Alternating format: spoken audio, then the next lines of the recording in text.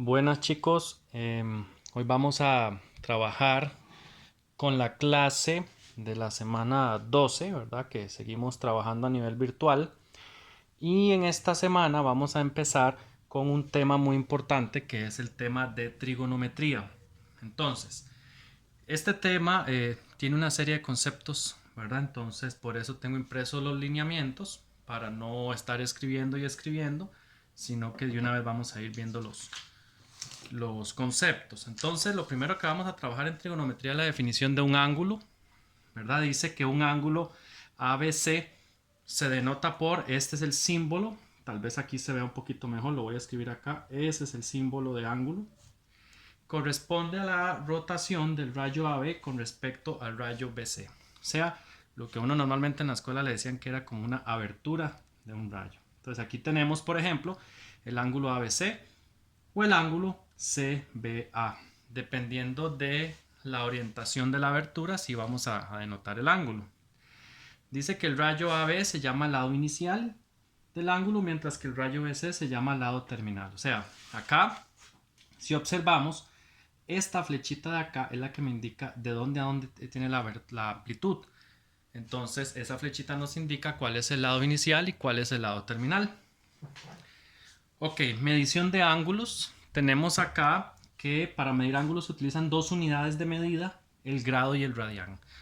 Comúnmente nosotros hemos trabajado con las medidas de los ángulos en grados. Ahora vamos a ver que existe una nueva medida que se utiliza también para la medición de ángulos que se llama el radián. Entonces, básicamente lo que nos interesa en este momento es saber convertir o pasar de grados a radianes o de radianes a grados. Entonces, simplemente son un par de formulitas. La primera fórmula es conversión de grados a radianes, o sea que a mí me den la medida del ángulo en grados y yo la tenga que expresar en radianes. Dice que la fórmula es grados, acá está, grados es a R, perdón, igual grado por pi entre 180. Esa sería la primera fórmula. Ahora, si lo vamos a hacer al revés, ¿verdad? Ahora nos van a dar los radianes y tengo que convertirlo a grados, entonces la fórmula es esta. Los radianes por 180 entre pi.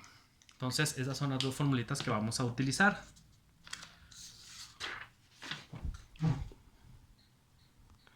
Vamos a ver algunos ejemplos. Me dice que pasemos 60 grados a radianes. Entonces voy a escribirlo acá. Vamos a ver, sería aplicando la formulita. Tenemos grados y ocupamos radianes. O sea que los radianes serían 60 por pi entre 180. O sea, así quedaría. ¿Ok? Y ya metiendo eso en la calculadora, me da un tercio de pi, o sea, pi tercios. Entonces, hablar de 60 grados es lo mismo que hablar de pi tercios radianes. ¿Ok? De la misma manera haríamos con el ángulo de 720 grados, ¿verdad? Aplicar esa fórmula. Ahora vamos a hacerlo al revés. Me dan los radianes y yo tengo que pasarlo a grados, o sea, sería utilizar la otra fórmula. Entonces dice que los grados es igual a los radianes, vamos a hacer esta de pi sextos. Pi sextos, o sea, los radianes por 180 entre pi. ¿Ok? Y al hacer esto, bueno, se cancelan los pi por estar uno arriba y uno abajo. Y resulta que 180 entre 6 me va a dar 30. O sea que hablar de pi sextos radianes es el equivalente a hablar de 30 grados. ¿Ok? Entonces, esa sería la fórmula, las fórmulas que vamos a utilizar para pasar de grados a radianes o viceversa. Ahora, de acuerdo a la posición, nosotros podemos darle un signo al ángulo, ¿verdad? Y es donde vamos a hablar de ángulos positivos y ángulos negativos. Dice que se define la medida positiva de un ángulo cuando éste rota en movimiento contrario a las agujas del reloj. O sea, recordemos que si este es el reloj, va hacia arriba. Como que el reloj se está devolviendo, ¿verdad? Esto sería la parte positiva, la amplitud positiva. Y el ángulo vamos a decir que es negativo cuando más bien está el ángulo gira a favor de las manecillas del reloj, o sea, en esta dirección. Ahí tendríamos la amplitud negativa, ¿verdad? Entonces, luego pasamos a lo que son ángulos en posición estándar. Resulta que en el plano uno puede dibujar ángulos con cualquier lado inicial, con cualquier lado terminal.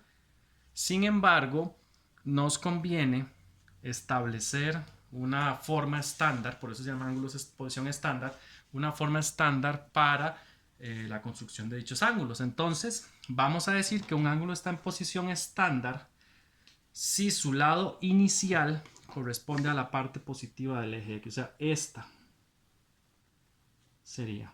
Si el lado inicial de un ángulo, independientemente si va para arriba o va para abajo, o sea, si es positivo o negativo, si el lado inicial es este semieje X positivo, entonces se dice que el ángulo está en posición estándar. Ya en el momento en que eso sea diferente, ya no es en posición estándar. Por ejemplo, si yo les dibujo acá un ángulo, no sé, de 90 grados, pero partiendo de acá, de 100 grados, digamos, partiendo de ahí, en primer lugar vemos que ya no es un ángulo en posición estándar, ¿verdad? ¿Por qué? Porque el lado inicial es este, es el semieje X positivo, Y positivo, y para que sea en posición estándar tiene que ser ese, ¿verdad? Entonces, ya ahí, definitiva, no hablaríamos de un ángulo en posición estándar. Seguimos con los conceptos. Dice que los ejes cartesianos, siempre trabajando en el plano, divide al plano en 4 cuadrantes, ¿verdad? Yo creo que eso en algún momento sí sea, cuando se vio la parte inicial de funciones, ¿verdad? Recordamos que este es el primer cuadrante, segundo cuadrante, tercer cuadrante y cuarto cuadrante. ¿Ok? Entonces, cuando un ángulo más bien, a la hora de dibujarlo, el lado terminal coincide con alguno de los semiejes, se dice que es un ángulo cuadrantal. ¿Ok? Entonces, por ejemplo, voy a dibujar algunos acá. Si hablamos de un ángulo de 180 grados, por ejemplo, entonces siempre partiendo de acá, ¿verdad? Partiendo de la posición estándar, 180 grados está acá. Entonces quiere decir que este es un ángulo cuadrantal. ¿Ok? Puede ser positivo, puede ser negativo, ¿verdad? La idea es que el lado terminal sea cualquiera de estos semiejes, ¿verdad? Inclusive es un ángulo de 0 grados, un ángulo de 360, ángulos que sean mayores de 360 también cumplen con esa condición. Ahora,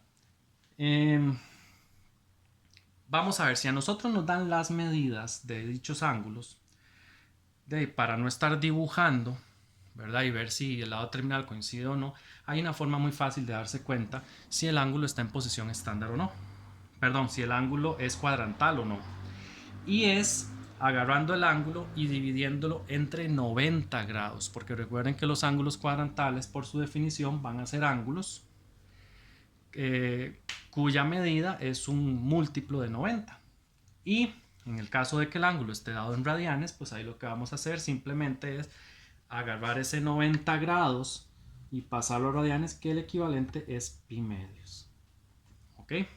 Entonces, en resumen, si el ángulo está dado en grados, agarramos la medida y lo dividimos entre 90. Si el ángulo está dado en radianes, agarramos la medida y la dividimos entre pi medios.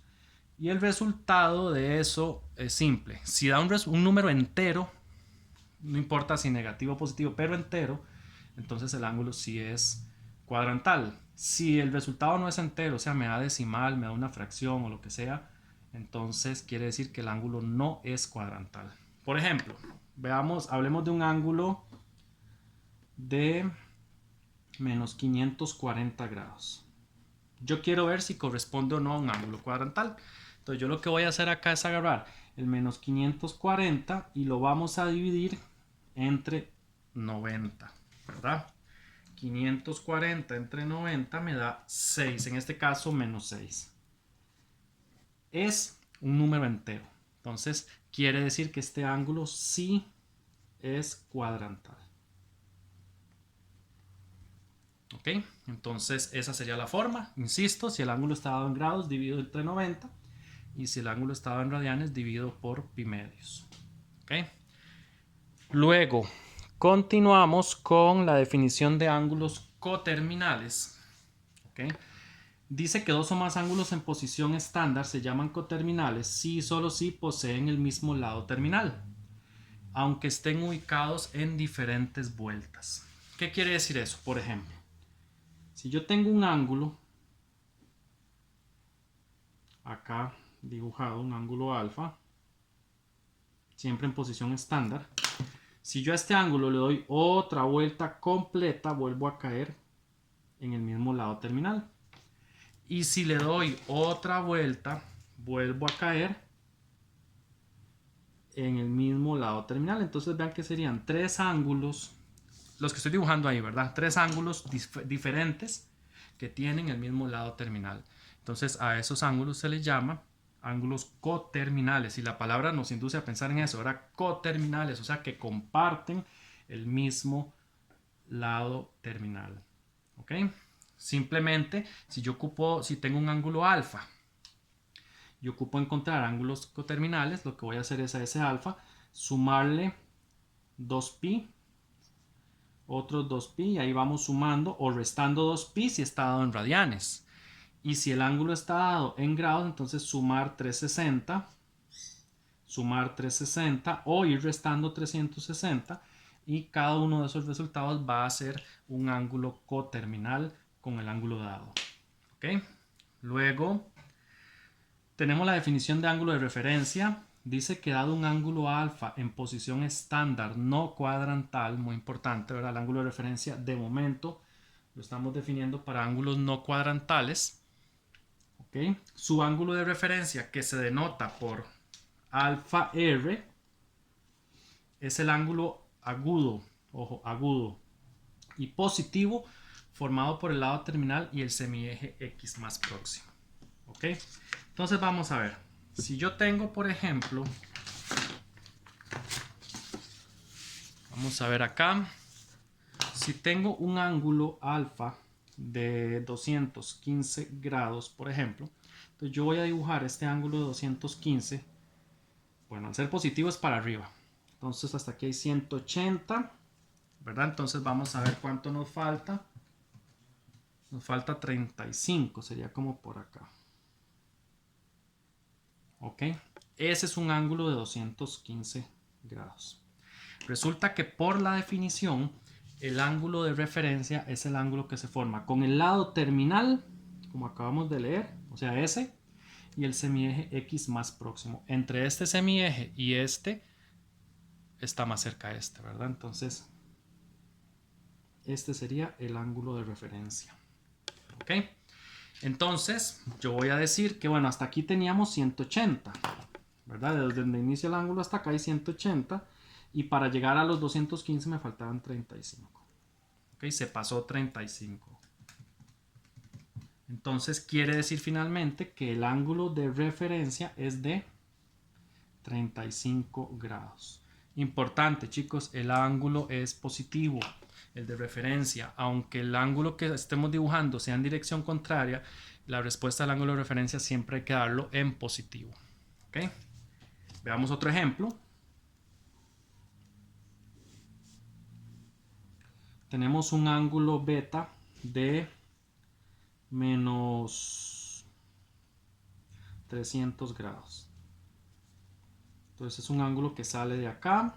Damos 180, 270 y me falta un pedacito, ¿verdad? Más o menos como aquí estaría un ángulo de menos 300 grados. Entonces, quiere decir que hasta aquí hay 270. Hasta aquí hay 270. ¿Verdad? Quiere decir que lo que me falta son 30 grados acá. Pero eso donde yo anoté 30 grados no es el ángulo de referencia, recordemos. El ángulo de referencia es esto de acá. El que se forma con el lado terminal y el semieje X más próximo. Entonces ahí lo que podríamos hacer es tomar en cuenta que ese cuadrante mide 90, ¿verdad? y a 90 quitarle los 30 de arriba. Entonces el resultado me va a dar 60. O sea que el beta de referencia sería 60 grados. Y aunque el ángulo era negativo, vean que el resultado lo puse positivo.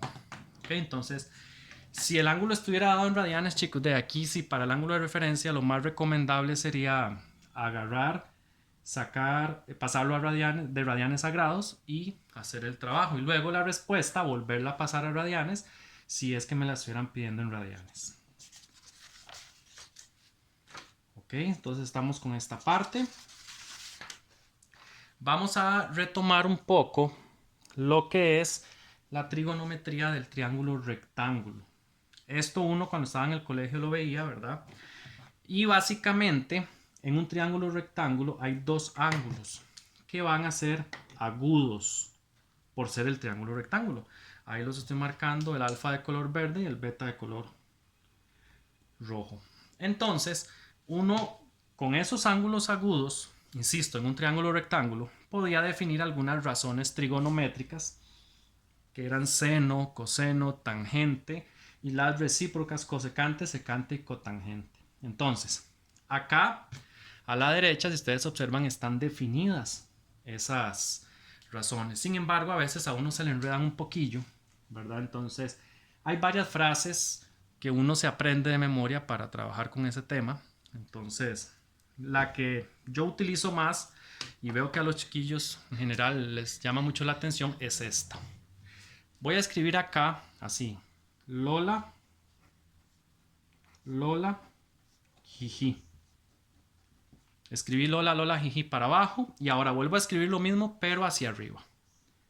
Lola, Lola, jiji. Y listo. Entonces resulta que Lola me dice que para el seno, lado opuesto entre hipotenusa, aquí lo tenemos, opuesto entre hipotenusa. Vamos verificándolo con lo que tenemos allá a la derecha.